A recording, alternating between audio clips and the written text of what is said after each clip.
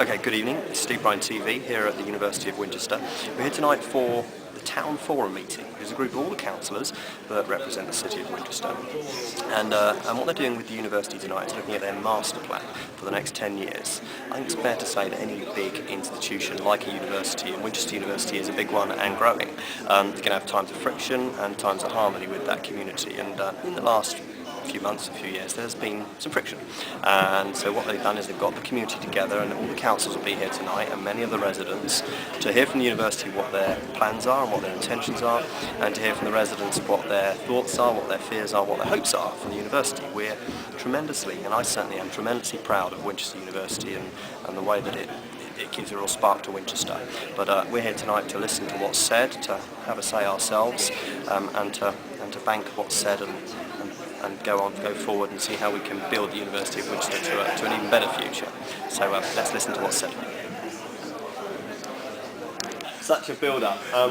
Tommy, I can give you a pat on the head quite happily. I'm tremendously proud that we've got a university like this in Winchester, and people always say to me they can't believe Winchester hasn't always had a university, but as you say, we've got to minimise the negatives and up to the positive. It sort of follows on from what Councillor Barrett was saying, and I speak as a Winchester resident and a former student, maybe not that long ago, and a former SU president. And I would endorse what Councillor Barrett said, that it's going to have to be a hell of a business case to move out of the private residence to move into halls in that second and third year, because I certainly know when I was one and when I was the president of them, they could not wait to get out and do it. I'd just be interested if you had some just rough idea of how the figures stack up between the cost of private rented accommodation in, say, Stanmore.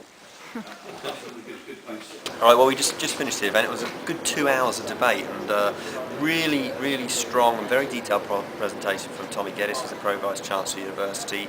A lot of detail in there, and there's a hell of a lot of plans that the university have, and we're proud of the university, as I said in there tonight. Councillor Rob Sanders is one of the ward councillors for St Michael's who's there tonight. What do you think, Robert? How did you think the university No, I think it was a good exposition of the facts. I mean, I think the major problem is the studentification, and I'm not sure that issue was addressed. It's a question of defining what the campus is, and then having guidelines as to what they can and can't do, and I think that's the concern of the community. Now, you don't represent Stanmore, which is the estate where, it's constantly talked about Stanmore tonight, where a lot of the students live. Yeah.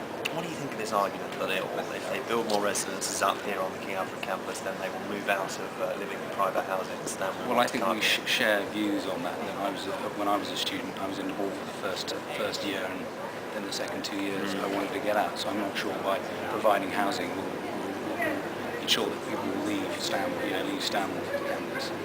You represent this bit of Winchester, Yeah. and I seek to represent Winchester, and you and I both get a lot of correspondence from people that live in this area. Yeah. In the particular area that you represent, there's a lot of very agitated residents here tonight that live in this immediate area. Yeah.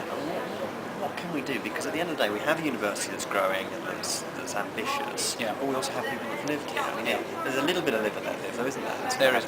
Well, I mean, I think if you look at Winchester College, for example, some of the boarding houses there, they were entrepreneurs who provided those boarding houses for the school. So I understand that imperative.